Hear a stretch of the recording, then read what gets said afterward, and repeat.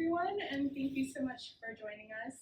Kicking off the year really strong with 3 amazing exhibitions. I know Saturdays can be busy, so we really appreciate being in space with you today. We're going to start off in the hallway gallery with Mateo Gutierrez, and then we're going to move to the front gallery and then finish off in the main gallery, just so you know the flow of things. And if you ever need a chair, just feel free to reach out to me or one of my colleagues, and we'll be more than happy to do that. All right. So I'm wearing a jacket. I'm not running out the door. I was telling you I caught a chill a little bit, so I'm keeping it on. But I'm here. I'm engaged. I'm present.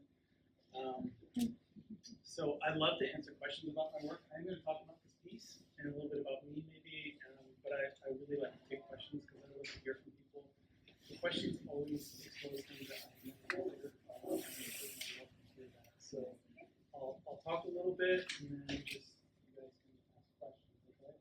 So, my name is Mateo Gutierrez, and I'm an artist, and I make these large textile and painting and drawing artworks.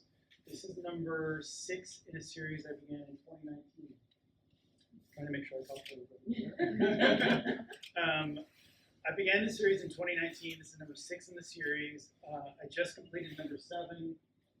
And I've got number 8 started and number 9, mapped in my head. So they take about 6 months when I have really good studio time, depending on what life allows me, to about 8 months to make. This one has less embroidery than some of them, so it should have been faster, but I got really into the drawing on this one. I went back and checked. I told you, Rob, that it was 6 months yesterday, but I went and checked. It was actually about 8 months that it took me to make this one. And so I start with, I'm going to talk about the materials, and I'm going to talk about what they mean and so forth, what the series means and how it came to be. So I start with chunks of material. It's a slow process, and then I embroider them together with this red thread. And the concept there is really around sort of this feeling almost like skin. And this is tearaway stabilizing, which goes behind embroidery. So it's really in sort of, conceptual terms, the story behind the story is the way I think of it. And that's what I'm trying to talk about, is the narrative behind the story of our culture, American culture specifically, which is what my book is about. And so I sew these together, and they feel to me almost like flesh and skin, which is why I don't stretch them, and I have them sort of exposed like this. And then I use this red thread as sort of like sutures. So it's all these references to body and trauma and violence.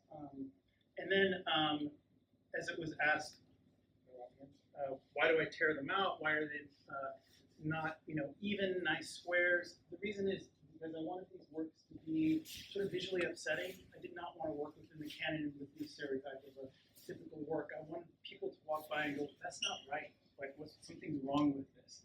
To draw people into them intentionally and to create that sort of discomfort.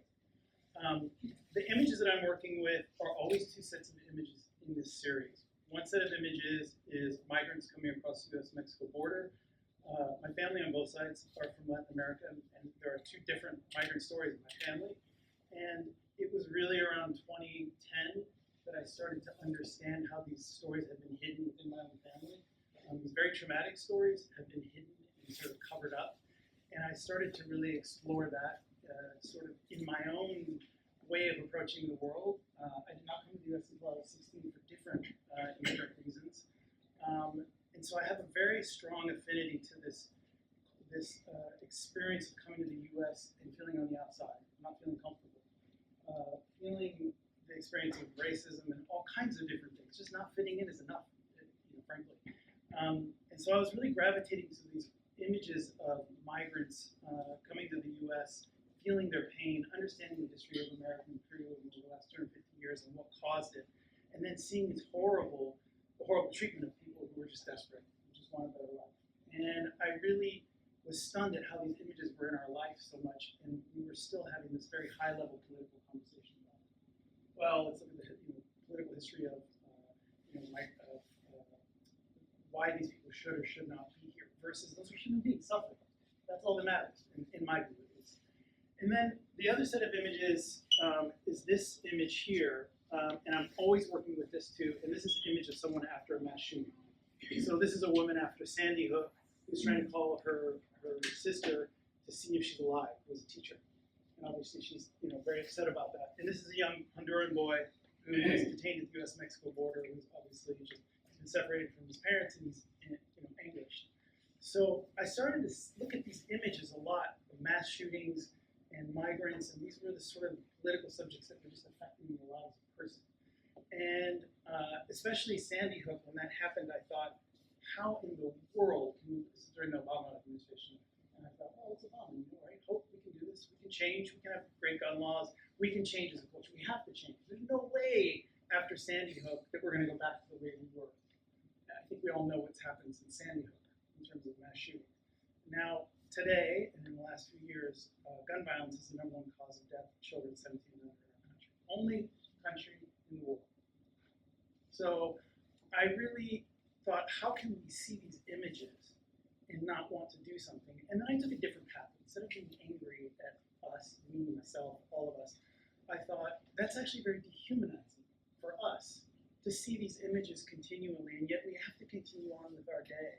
And so I wanted to create a space of pause and reflection and dignity and sort of a moment to look at these external acts of violence from our culture and internal sort of acts of violence, and really have us have the dignity to go, okay, I get a moment to pause and actually feel that, think about it. Hopefully we can eventually do something about it, which is, yes, the idea, but most importantly, as an artist, I feel like I work in the emotional space, and so I want to elicit emotion. I just want people to feel it. So I'll answer a couple questions that usually come up. Why embroidery thread? I use embroidery thread because my mother, she pretty much, made a living for our house sewing and fixing people's clothes. And so there was always embroidery around, and there's always sewing. And I love being here sewing, but this is not a macho thing in a Latino family, I will tell you right now. And so even my mom was like, I don't know, you should be in here. This is maybe not such a good idea.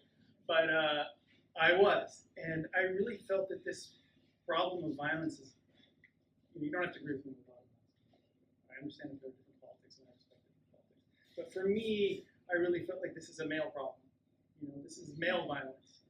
And for me to embroider was really taking on the mantle of something that is in Western culture, not in a lot of other cultures. In Western culture, traditionally a very male field. And that would be something of a way of saying that men can be different as well. Men can be softer. Men can take time to make things and not have them be the conquering of oil paint, the canonical master painter.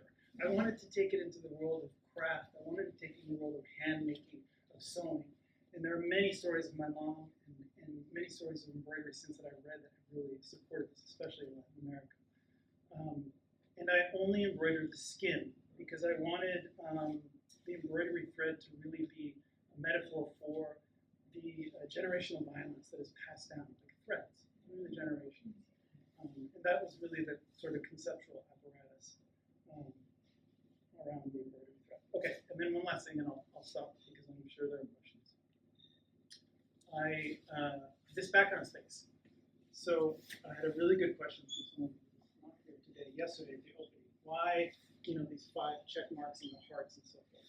So I feel like this is this really wonderful, my favorite part is to draw. I hate this because it's this liminal sort of emotional space that we all live in of like checking off time and yet feeling like we want to be loved and loving others. So this is just the raw emotion space that we all inhabit that I want it to unify us. We all are feeling creatures. Every single one of us, every race, every gender, everything. We're all feeling sentient creatures. And so I really let myself completely go in here. I referenced some of the color and images from where this boy was in the room, and I referenced some of the color and images from where she was, but truly this is a free space. I incorporate lottery tickets because I just feel like they're such an incredible symbol of the failure of our culture and how we have this false sense of hope. I just scratch this off. Oh man, my whole life is going to change, and it never does. And I like that sense of despair. I think there's anything else. The cutout? The Cut out, yeah. So this is an act of violence for me. It is to say that I'm not going to give you the perfect square or the clean shape, and I'm going to tear parts of it out, just like parts of us feel torn out from violent experiences. It's a visual metaphor. So yeah, I guess questions. I guess we got questions. Okay. So if anybody has Do you have questions. a title for this? Yes, that's a great question. I'm sorry. It's and I feel fine. Me Siento Bien, English and Spanish. And the reason for the title, you guys remember the song? It's the end of the world. Yeah, R.E.M. Right? And I feel fine. So that refrain to me, you know, I grew up on that song, and that song was like, it's the end of the world as we know it, and I feel fine. What is Michael Stipe saying? Is he being ironic? Is he making fun of us? Is he being accurate? And I like that ambiguity because I don't feel fine. This was my collapse in 2013. I was like, this is absolutely effed up. We can't continue like this as a culture. It was like a mental breakdown of sorts. And so I thought, I don't feel fine. I don't feel fine. Why do we feel fine? Why do we feel fine when children are dying on a border and they're killing each other? So that was where that title came from. And has the whole series got the one title, or is each? Yes, it does. Okay. So it's the same title and then 1, 2, 3, 4, 5. And are they connected in the same general topics? Or? They are absolutely connected. Each one has a different image of someone coming across the U.S. Mexico border and someone in the aftermath of the mass shooting. And I work with photojournalists to get these images. So these aren't photos that I take. So I always reach out to the photojournalists. I developed some amazing relationships. No one has ever said no. They're always delighted to have the work they see more. You said you started this in 2019.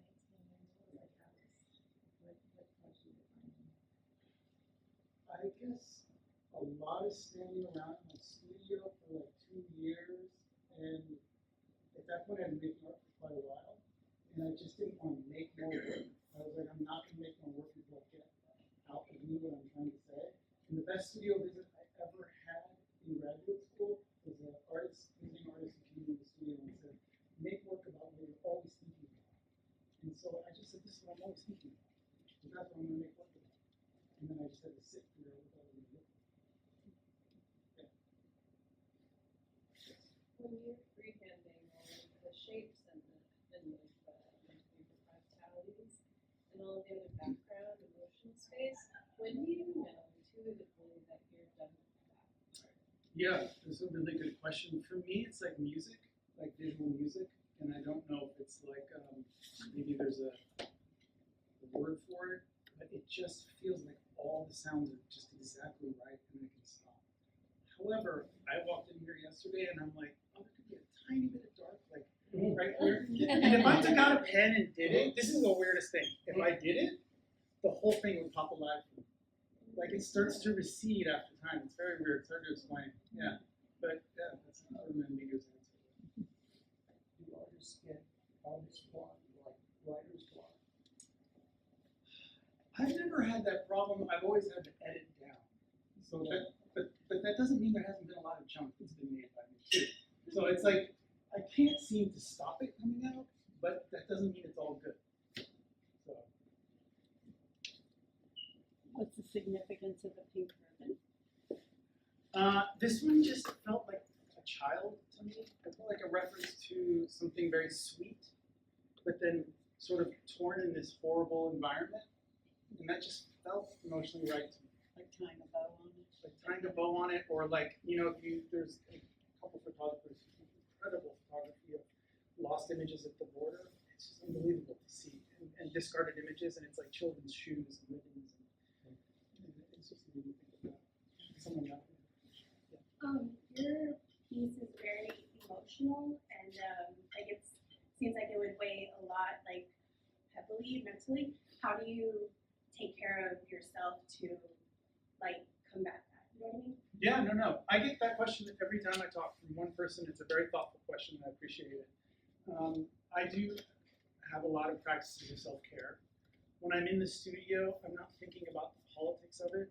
I'm really engaged in the color and the light, so I enjoy it.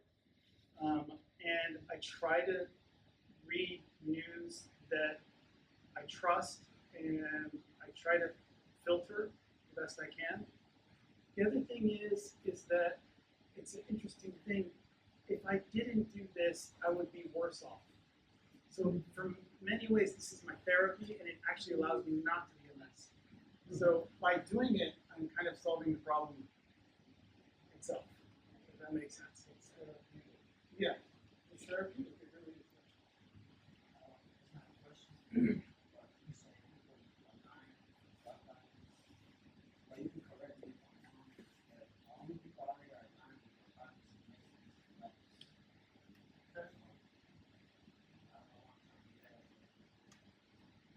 You know, people in pain, not in pain, Yeah. Yeah. the only people out here that are dying is gun violence, is black people. Yeah. So if you look at gun violence, right? A lot of people think mass shootings, they think a bunch of white kids, which in mass shootings in schools, a lot of times it is. But if you look at the data, yeah, people of color. You're absolutely right. We're not. No question about it.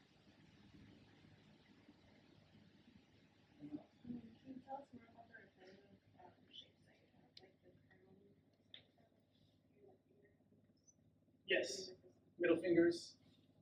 Middle fingers, yeah, it's definitely like. So this is just, again, it's a feeling I have. I call it the cat king. And I feel like the cat king, I can't really explain what this sort of archetype is, but it's childish and it's living in a world that is unfair and will do anything to survive.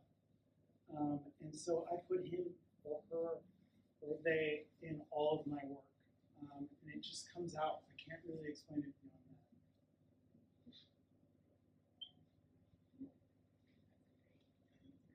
that. Okay. All right.